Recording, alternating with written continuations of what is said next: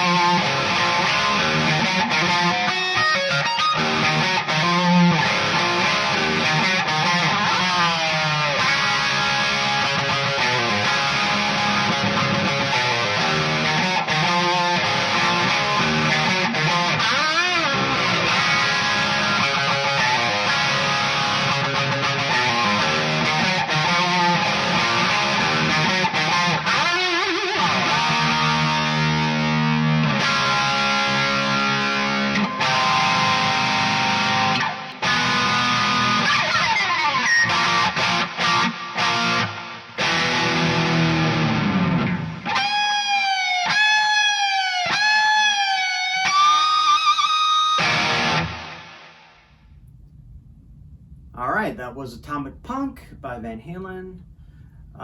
Played through 4 different Katana setups. All right, so let's talk about what I did. I played through all of these with the same guitar, same amp patches, same microphone setup. But let's talk about the amplifiers, which is kind of what we're listening for. So I started with the MKII, the 100-watt Katana, and I think that's a fantastic sounding amplifier. I've gotten a lot of mileage out of the MKII series. Many gigs for few years on those amplifiers, and they're very light. They're good for small gigs. They get plenty loud, 100-watt amplifier, and you have some pretty good features on the software. Now that being said, these are not being made anymore by Boss, so you're dealing with used amps at this point, which is you can find them cheap, but obviously you want to be careful. What you're getting may reveal itself after you've played on it for a while. So, and then of course you're dealing with older software as well. But overall, a good amp. Could be a good practice amp if you don't want to take your amp back and forth between the practice studio and home. So those are some good uses for it, or maybe using it as your second speaker with the stereo expand option on the amps. So moving up to the Gen 3, I definitely think those are better sounding amplifiers. You're going to notice them mostly on the low end. And then your effects as well, I think, they sound a little bit better with that, better modeling technology that comes with the Gen 3 amps, and again, especially on the low end. So if you need something with a lot more, bass cues on them, so you're going to be probably happier, playing metal and stuff like that on the Gen 3s. So, and those are still very affordable. That's the standard version. So those are, small, and they're light. They're easy to carry around. And they can, play, small venues just fine. So now moving to the Artist series. There are several things I like about the Artist series. I didn't have a combo in this video, but I've played on those before. They sound fantastic. They are definitely heavier, so not as easy to carry around, and they're larger. So the cabinets on those, on the Artist series, are thicker, so that makes them a little bit more durable, but then of course adds weight to it as well. I personally like the more durable cabinets. So I don't know if it's true, but from what my research showed was that they have better components inside the amps as well, which may or may not be the case. So I would hope it's the case. The other features that you get on the Artist series, you get more options on your outputs. So you have your line out and XLR option, which is great. In the case of the heads, which is what I used here, and what you heard on the video, you get more speaker output options, which again, I like. So that way I could plug it into two different speaker cabinets and see, what I like. And then it has a bloom feature on it as well. So what the bloom does is it gives it kind of more of the, tube amp response. So obviously, simulated. But I think it really does add a lot to the sound. So, all right. So, so I put the head through two different cabinets. The first one was the 1960A cabinet that's got the T75 Celestions in it. That was a very clean sound in my opinion. It's bright, but sounds fantastic. Obviously you're dealing with more speakers than a combo, so but I really liked the sound of that. I thought it was definitely an upgrade from just the regular Gen 3 1x12 combo.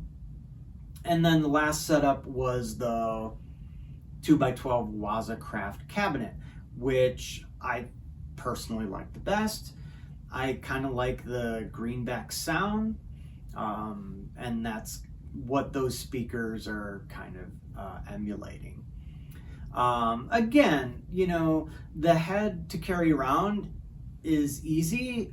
It's not very heavy, but then if you're dealing with cabinets, now you're adding, you know, bigger pieces to your rig and also heavier pieces to your rig. So carrying around 4x12 cabinets, not something that I particularly want to do anymore at this point in my life. The 2x12 cabinet is heavy, but I really like the sound of it, and I think that's worth it to bring that with me on gigs. And then for, you know, since I play in stereo, I just use a combo amp for the second speaker. So I have my main amps where I control my sounds on my side of the stage, and then the second speaker on the other side of the stage, which, you know, fills in sound and also is good for my bandmates to hear what I'm doing a little bit better. All right, so, and then what you don't hear on the recordings is what I experienced in the room. So with the speaker cabinets, it just was a better overall experience. It was more enjoyable to play on those. It changed the way I played a little bit, and I felt like, you know, the amps were responding better to the sounds I was trying to pull out of them.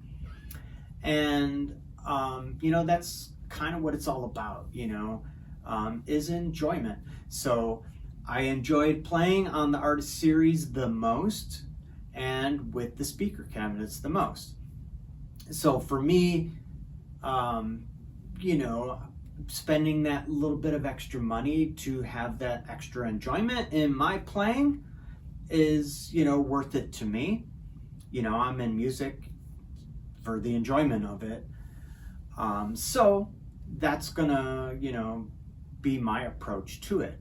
Obviously, we all have different needs and different budgets and different things that we would prefer. But you know, at least you could hear the differences if you're thinking about buying one of these over the other. You know, my personal opinion would be to go with the, you know, the gear that feels and sounds the best. But anyway, if you have any other questions about that, you know, feel free to hit me up and I'll be happy to go through whatever. And if you made it through this far, thanks for watching, and hope to see you on the next one.